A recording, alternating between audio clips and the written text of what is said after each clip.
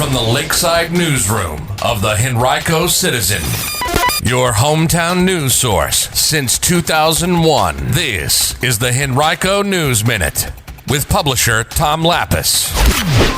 The suspect in the Lucia Bremer murder case will be tried as an adult. Henrico supervisors approve a reapportionment plan, and Governor-elect Glenn Youngkin visits Henrico. We'll have details about all those stories in today's Henrico News Minute. It's Friday, December 17th, 2021.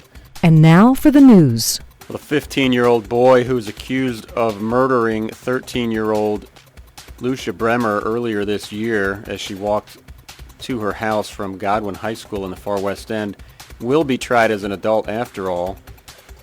The teen, publicly identified yesterday as Dylan Williams, was 14 at the time he allegedly shot and killed Bremer.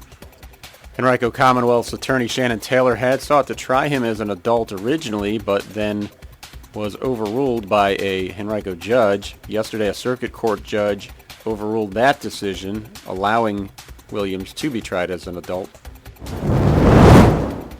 The Henrico Board of Supervisors last night unanimously adopted new boundary lines for the county's 5 magisterial districts, approving a slightly revised reapportionment map that addressed some concerns raised earlier this week by several citizens and by the Henrico NAACP.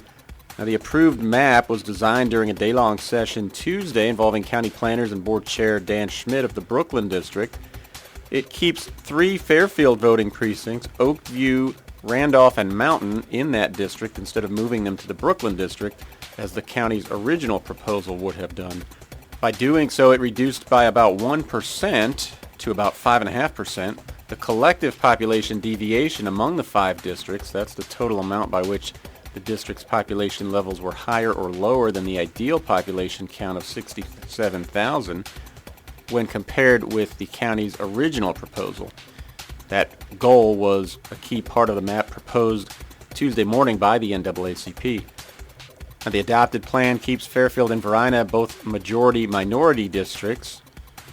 The supervisors seemed mostly happy with the plan, except Varina District Supervisor Tyrone Nelson told colleagues that he wasn't thrilled that it would leave his district about 2.7% below the ideal population count, especially since his district is growing more slowly than Fairfield, Brooklyn, and 3-Chopt. He fears that by the next reapportionment process in a decade, Varina will have to shift even farther to the west and cut into Fairfield even further. The county now will send its plan to the Virginia Attorney General's office sometime next month.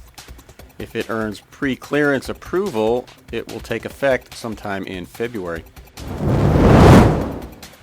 Virginia Governor-elect Glenn Youngkin was in Henrico yesterday at the India Karaja restaurant on West Broad Street as part of a business roundtable hosted by the Virginia Asian Chamber of Commerce. We were there, and you can read full coverage of the event, at which Youngkin tried his hand in the kitchen and also listened to input from various business leaders from throughout the state. Right now on HenricoCitizen.com. Several non-credible social media threats targeting Virginia schools have appeared during the past 2 weeks. Another one appeared yesterday on TikTok. All have come following the November 30th shooting at Oxford High School in Michigan that left 4 people dead. Last week, a social media post encouraging students to participate in campus disruption prompted the principal of Wilder Middle School to put extra precautions in place. The week prior to that, rumors mentioning violence at Tucker High School spread around social media, and extra police officers monitored the high school out of an abundance of caution, according to an email from Principal Art Raymond. Henrico School spokeswoman Eileen Cox told a citizen, quote, "Unfortunately, it is not uncommon for school divisions to see social media posts or rumors mentioning school violence following a tragedy such as the Detroit school shooting. HCPS has a strong partnership with the Henrico Police, and we all take any mention of violence at our schools very seriously." End quote. Earlier this school year, there were unrelated social media threats involving Varina High School and Highland Springs High School. Following the latter, Henrico School Board member Alicia Atkins of the Varina District suggested building a committee that would assist with the impact of social media on children's health. No such committee has been formed yet, according to School Board Chair Roscoe Cooper III, but He told our Anna Bryson that, quote, there are conversations in place now about embedding social media awareness policies, end quote. You can read more of Anna's coverage on this topic by visiting HenricoCitizen.com, clicking on News and then Education.